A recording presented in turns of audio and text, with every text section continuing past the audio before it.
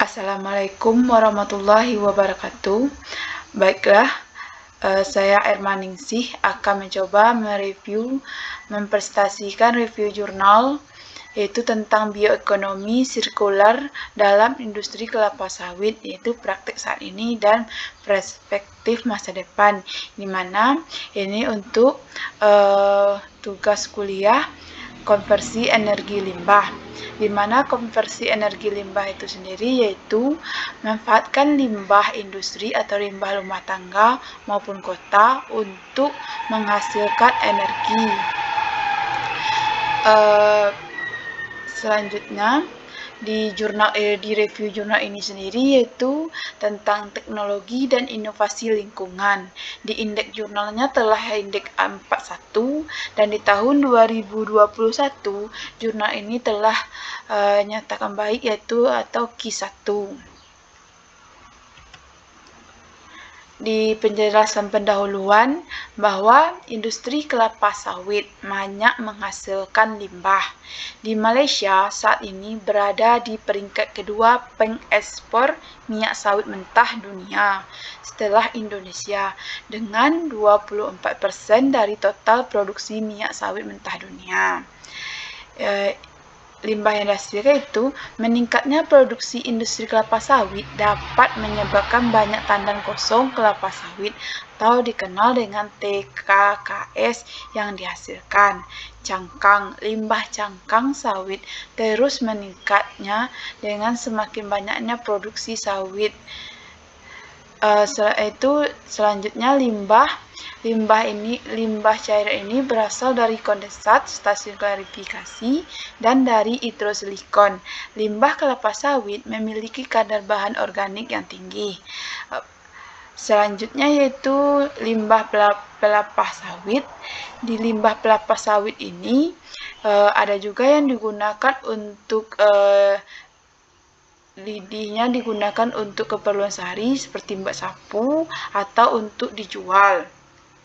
Dan potensi penggunaan kembali, daur ulang atau biorefinery, biowaste dengan produksi produk sampingan agar biomasa dapat diterima kembali di perkebunan kelapa sawit menghasilkan pendapatan.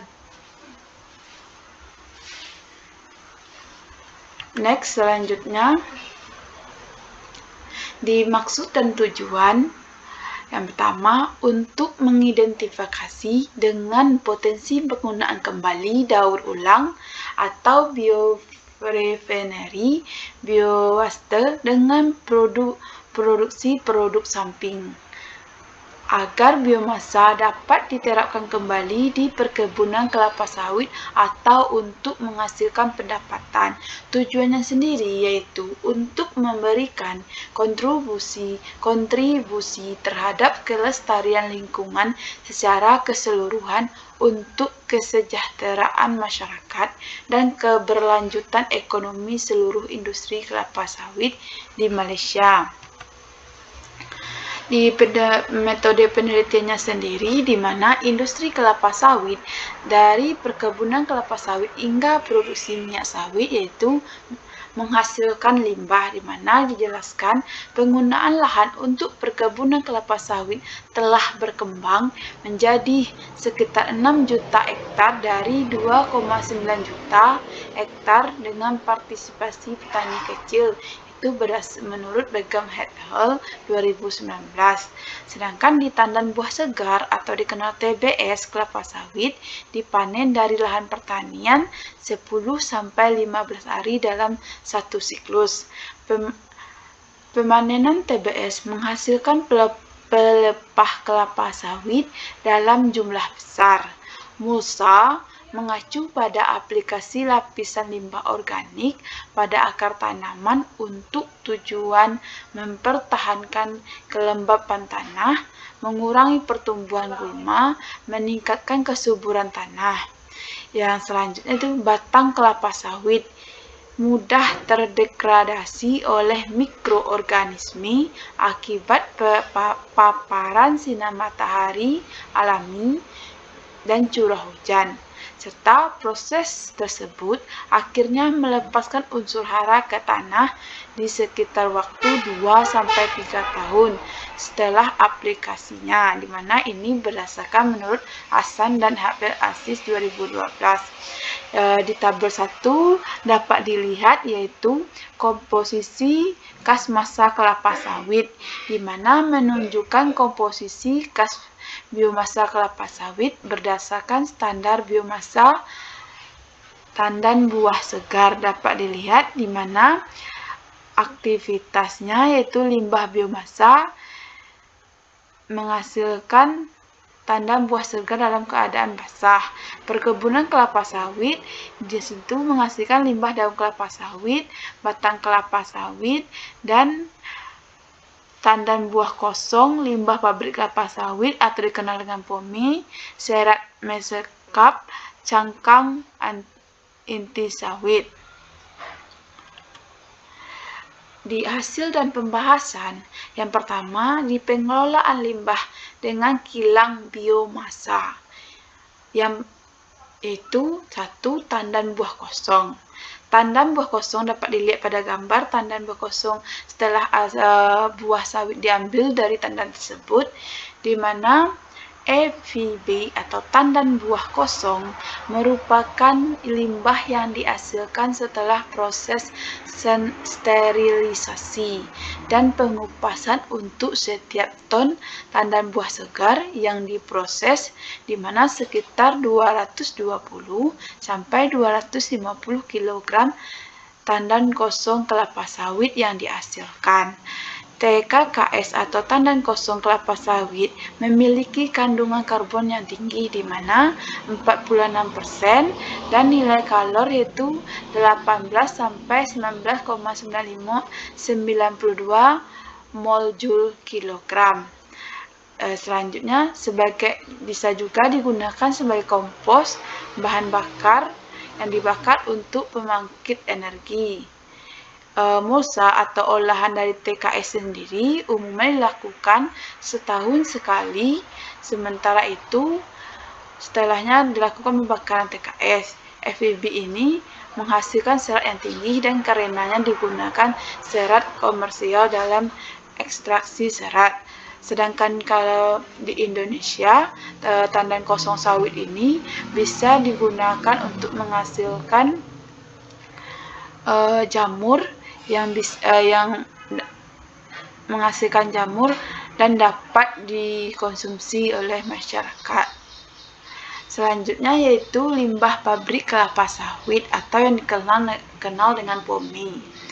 Limbah pabrik kelapa sawit atau POMI itu dihasilkan dari proses sterilisasi dan klarifikasi tandan buah segar, di mana 0,9, 1,5, dan 0,1 meter kubik POMI dihasilkan dari kondensat sterilisasi pemisah lumpur dan limbah hidrosiklon.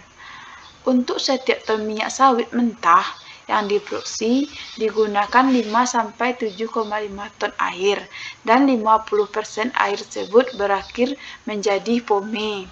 POMI menimbulkan bau yang tidak sedap, menunjukkan karakteristik kecocokan dan asam dengan suhu pelepasan 80-90 derajat Celcius. POMI juga digunakan kembali dan disemprotkan ke serat untuk mempercepat degradasi bakteri di pabrik kompas. Selanjutnya, sabut kelapa sawit dan cangkang inti sawit. Di sini dijelaskan proses penghancuran dan ekstraksi untuk inti sawit. Setelah dikeluarkan bijinya, akan dihasilkan serabut kelapa sawit dan cangkang kelapa sawit. Selanjutnya, berdasarkan menurut O dan Kan 2020 melaporkan bahwa lebih dari 4,56 juta ton cangkang sawit dihasilkan setiap tahun sebagai sisa. Selanjutnya yaitu serat kelapa sawit dan cangkang digunakan sebagai bahan baku biomasa K-boiler untuk menghasilkan uap dan energi.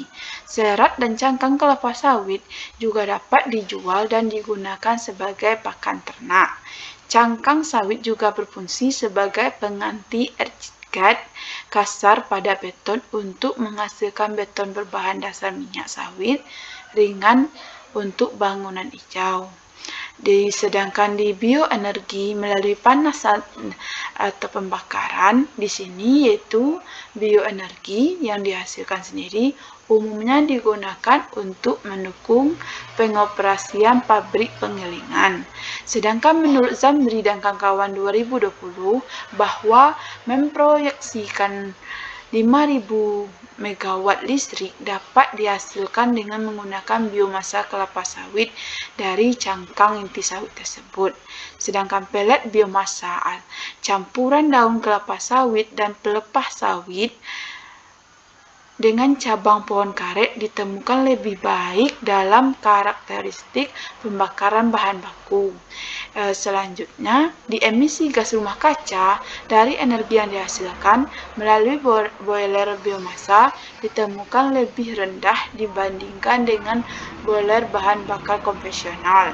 POMI selama proses penggilingan yang menghasilkan biomasa basah yang menghambat kinerja pembakaran tersebut.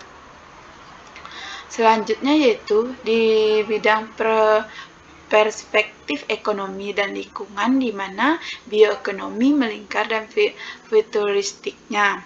Dapat dilihat di gambar 2 yaitu sketsanya, di mana di gambar 2 tersebut menunjukkan konsep bioekonomi sirkular industri kelapa sawit di Malaysia. Di sini yaitu konsep sirkularnya menekani pada kurangi, gunakan kembali, dan daur ulang untuk menghilangkan limbah yang tidak perlu, termasuk pengurangan penggunaan bahan baku, energi, dan emisi karbon seluruh siklus produksi. Konsep mencangkup produk dan didaur ulang untuk digunakan sebagai bahan mentah atau bagian dari bahan mentah, serta produksi produk sampingan untuk menghasilkan pendapatan. Yang selanjutnya bisa dikenal juga sebagai pemborosan limbah. Konsep ekonomi linier sebelumnya hanya mengacu pada adaptasi model ambil buat gunakan, di mana bahan baku digunakan untuk memproduksi, dijual untuk konsumsi, dibuang dari akhir siklusnya tanpa mempertimbangkan alternatif ramah lingkungan, di mana penggunaan kembali, daur ulang, dan valorisasi limbah. Selanjutnya yaitu limbah ke energi, potensi energi, generasi bioenergi. Bioenergi atau biolistrik biasanya dihasilkan melalui pembakaran residu minyak sawit. Sebagai alternatifnya, biolistrik dihasilkan dengan menggunakan metana yang dihasilkan oleh POME. Bioenergi biasanya dihasilkan melalui pembakaran residu limbah minyak sawit. Meskipun pasukan limbah Malaysia terdapat 447 pabrik, di mana dilengkapi pabrik biogas pada tahun 2020. Namun, pembangkit biogas ini belum sepenuhnya dioptimalkan dengan bahan baku tetap menjadi biomasa kelapa sawit, tetapi bukan POME. Dapat dilihat di gambar bahwa prosesnya itu dapat menggunakan secara termokimia dan biologi. Di termokimia yaitu ada menggunakan proses pirolisis dan pirolisis, gasifikasi, dan lainnya. Sedangkan di biokimia menggunakan aerob dan aerob. Sedangkan hasil dari proses termokimia yaitu menghasilkan biogas, syngas lainnya. Sedangkan di anaerob menghasilkan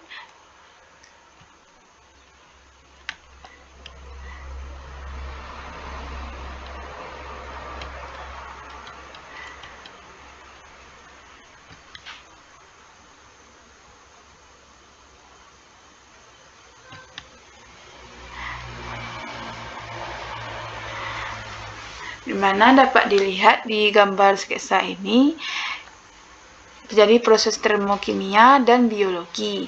Di termokimia satunya menggunakan gasifikasi, sedangkan di biologi itu aerob dan anaerob, di mana dihasilkan itu satunya biogas dan syngas. Sedangkan di biokimia dapat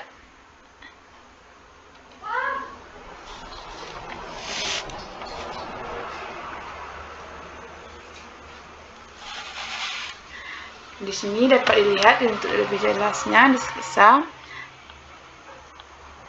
Selanjutnya itu pengurangan biaya. Untuk mengurangi dan menggunakan kembali dan didaur ulang mulsa, yaitu atau olahan dari tanah kosong sawit, itu lebih mengacu pada operasi pemotongan dan pencampuran tanah daun kelapa sawit kering, pelepah, dan batang kelapa sawit yang tersebar di berkilo-kilo sehingga mengurangi pertumbuhan gulma, menjaga suhu tanah, dan mengurangi penguapan tanah. Dan sini yaitu di mana dapat menyumbang pupuk 30-50%. Sedangkan menurut Nur Rahim dan kawannya 2022 melaporkan pengomposan menggunakan FIB atau tandan kosong sawit dengan lumpur pomi, di mana FIB dengan pomi, daun kelapa sawit dengan pomi, dan serat mesorkap kelapa sawit dengan pomi di kondisi kelembapan, suhu, tingkat, dan oksigen yang terkontrol. Di sini selanjutnya itu pengolahan air limbah, di mana dapat dijelaskan yaitu sebanyak 85% pabrik di Malaysia masih mengandalkan pengolahan air limbah, itu secara konvensional. Yang kedua, beberapa pabrik canggih menerapkan perawatan pomi dengan sistem mikroorganisme, perawatan membran, dan sistem perangkap minyak. Lebih dari 90% biogas dihasilkan dari pomi. Dari valorisasi limbah atau produksi produk sampingan, di mana istilah valorisasi limbah mengacu pada mengubah limbah menjadi produk berharga. Sebagian besar pabrik kelapa sawit mempraktikkan kebijakan tanpa limbah kompos berkualitas produksi. Kompos dijual pasar untuk menghasilkan pendapatan. Selanjutnya yaitu untuk pakan ternak. Untuk limbah kelapa sawit juga dapat menjadi input dan produksi bioplastik. Bioplastik dapat diproduksi menggunakan biomasa lignoselulosa yang merupakan limbah pertanian. Di kesimpulannya, di mana industri kelapa sawit ini sendiri di Malaysia sudah 90% biogas yang dihasilkan dari bumi. Oleh karena itu, total 80% emisi gas rumah kaca sebesar 1.100 kg CO2 dapat dikurangi menggunakan fasilitas pelengkap biogas yang sesuai. Bioplastik dapat diproduksi menggunakan biomasa lignoselulosa yang merupakan limbah pertanian. Yang industri kelapa sawit telah menjadi tulang punggung perekonomian atau negara sejak puluhan tahun. Di sini mana upaya bersama berbagai pihak termasuk pemerintah dalam usaha pembangunan industri untuk mengatasi tantangan yang dihadapi oleh industri kelapa sawit untuk kedepannya. Sedangkan konsep bioekonomi melingkar limbah ke energi, yaitu pengurangan biaya pengelolaan limbah dan valorisasi limbah untuk produk persampingan yang menjanjikan agar dapat menghadapi tantangan dalam biaya penerapan teknologi. Selanjutnya itu konsep sirkular bioekonomi pada akhirnya diharapkan dapat menyelesaikan tantangan dihadapi oleh industri terhadap kelestarian lingkungan dan kesejahteraan masyarakat serta berkelanjutan ekonomi seluruh rantai pasok industri kelapa sawit yang hingga bermanfaat bagi negara dan masyarakat. Sekian presentasi saya. Wassalamualaikum warahmatullahi wabarakatuh.